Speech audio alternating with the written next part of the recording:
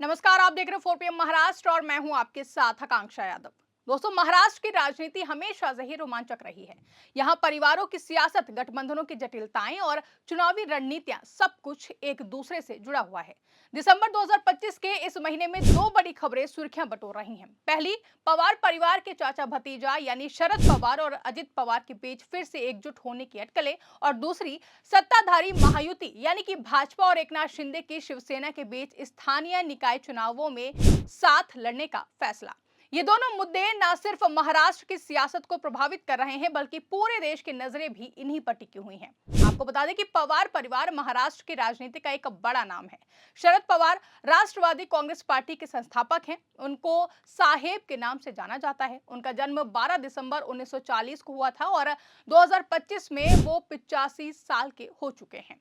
शरद पवार ने 1999 में एनसीपी की स्थापना की थी, जब वो कांग्रेस से अलग हुए थे। उनके भतीजे अजित पवार ने भी पार्टी में महत्वपूर्ण भूमिका निभाई। अजित महाराष्ट्र के उप मुख्यमंत्री रह चुके हैं और शरद के सबसे करीबी सहयोगी थे। लेकिन 2023 में सब कुछ बदल गया। जुलाई 2023 में अजित पवार ने अपने 40 विधायकों के साथ भाजपा के नेतृत्व वाली महायुति सरकार में वो शामिल हो गए। इससे एनसीपी दो गुटों में बंट गई। एक गुट शरद पवार के नेतृत्व में एनसीपी एसपी बना, जिसे ओरिजिनल एनसीपी कहा जाता है। दूसरा गुट अजित पवार का एनसीपी एपी, जो चुनाव आयोग से आधिकारिक नाम और सिंबल घड़ी हासिल कर चुका है। इस विभाजन ने महाराष्ट्र की सियासत को नया मोड़ दिया। 2024 के विधानसभा चुनावों में अजित गुट ने महायुति के साथ मिलकर जीत हासिल की, जबकि शरद गुट विपक्षी महाविकास अघाड़ी का हिस्सा बना। विभाजन के बाद से ही एकीकरण की अफवाहें चलती रहीं। कभी पारिवारिक समारोहों में मिलन, तो कभी चुनावी दबाव, लेकिन हर बार ये अफवाहें ठंडी पड़ जाती थी। लेकिन मई 2025 में शरद पवार ने एक संकेत दिया था कि एकीकरण संभव है, अगर पार्टी नेता चाहें तो। लेकिन जून 2025 में उन्होंने साफ कह दिया कि अजित गुट के साथ एकीकरण नहीं होगा, क्योंकि वो भाजपा के साथ है। वहीं अगस्त 2025 में भी शरद ने दोहराया कि वो कभी भाजपा गठबंधन का समर्थन नहीं करेंगे। वहीं शरद पवार का जन्मदिन 2 दिन पहले ही मनाया गया था। 12 दिसंबर को दिल्ली में उनकी जन्मदिन पार्टी हुई, जिसमें अजित पवार भी पहुंचे।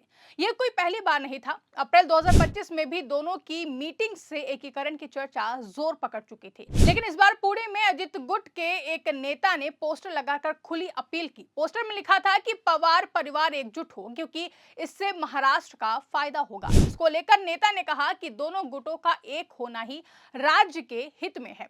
इसके बाद अटकलें तेज हो गई। जून 2025 में भी ऐसी ही अफवाहें थी, जब टैकरेज परिवार के एकीकरण की चर्चा के साथ पवारों का नाम जोड़ा गया। नवंबर 2025 में जब 246 नगर परिषदों और 18 नगर पंचायतों के चुनावों की घोषणा हुई, तो एकीकरण की बातें फिर से गरमाई।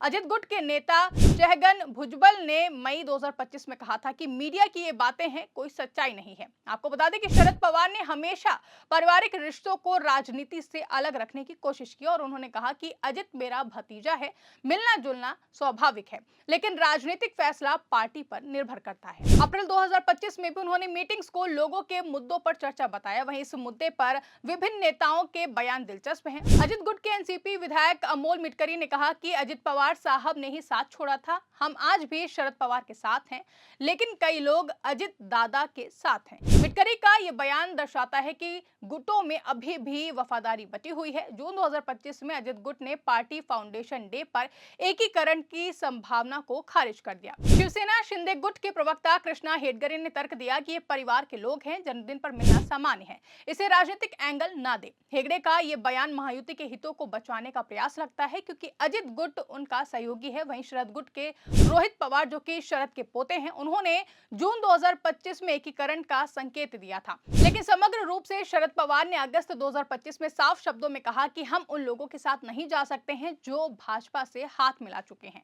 वहीं ये बयान बताते हैं कि भावनाएं तो हैं, लेकिन राजनीतिक महत्वाकांक्षाएं ज्यादा मजबूत हैं। एकीकरण से एनसीपी मजबूत तो होगी, लेकिन अजित को भाजपा से अलग होना पड़ेगा, जो मुश्किल है। नवंबर 2024 के चुनावों के बाद अजित गुट में एकीकरण की मांग बढ़ी थी, क्योंकि वो राज्य में कमजोर दिख रहे थे। वहीं अब बात करते हैं दूसरे अपडेट की, जिसमें महाराष्ट्र में 29 महानगर पालिकाओं, जिसमें मुंबई की बीएमसी शामिल है, जिसके चुनाव फरवरी-मार्च 2026 में होने हैं। 14 दिसंबर 2025 को भाजपा और शिंदे शिवसेना ने फैसला किया कि वो सभी स्थानीय निकाय चुनावों में साथ में लड़ेंगे।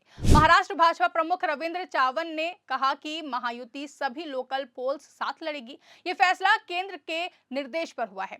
इससे पहले छोटे चुनावों में दोनों पार्टियों के बीच खटास थी, लेकिन अब सीट शेयरिंग पर सहमति बनी है। मुंबई में भाजपा 140 से 150 सीटें लड़ेगी। शिवसेना 80 से 90 सीटों पर चुनाव लड़ेगी। जानकारी के मुताबिक सीट बंटवारे में गृह मंत्री अमित शाह की भूमिका अहम रही है। वहीं राजस्व मंत्री चंद्रशेखर बावनकुले ने कहा कि यह फैसला विपक्ष को करारा जवाब देगा। वहीं विपक्ष ने तीखा हमला बोला। कांग्रेस ने कहा कि महायुति डर गई है, इसलिए गठबंधन कर रही है। पूर्व सांसद संजय निरुपम ने कहा है कि साथ लड़ना अच्छा है, लेकिन हम मजबूत होकर जीतेंगे। मुंबई में शिवसेना भाजपा की सरकार बन सकती है, लेकिन लोकसभा विधानसभा की तरह ही। उद्धव ठाकरे की शिवसेना यूबीटी ने इसे डर का गठबंधन बताया। बता दें कि ये गठबंधन 2024 चुनावों की सफलता पर आधारित है, जहां महायुति ने 80% सीटें जीती, लेकिन स्थानीय स्तर पर चुनौतियां हैं। मुंबई में बीएमसी पर उद्धव गुट का कब्जा है। आपको बता दें कि पवार परिवार का एकीकरण अगर होता है तो विपक्ष मजबूत होगा। शरद गुट के 8 लोकसभा सांसद अजित को केंद्र में ताकत देंगे, लेकिन राज्य में महायुति कमजोर है। मई 2025 में भाजपा ने इस पर नजर रखी थी। वहीं महायुति का गठबंधन स्थानीय चुनावों में 60 से 70% सीटें जीतने का लक्ष्य रखता है। बता दें, महाराष्ट्र की अर्थव्यवस्था पर असर स्थानीय चुनाव विकास योजनाओं को प्रभावित करेंगे। मुंबई जैसे शहरों में सड़क, पानी जैसी समस्याओं का समाधान गठबंधन पर निर्भर करता है। वहीं साथ ही आपको बता दें कि महाराष्ट्र की सियासत में पवार परिवार की एकता और महायुति का गठबंधन नई उम्मीदें जगा रहे हैं, लेकिन तथ्य बताते हैं कि भावनाएं भले ही एक हों, लेकिन हित अलग हैं।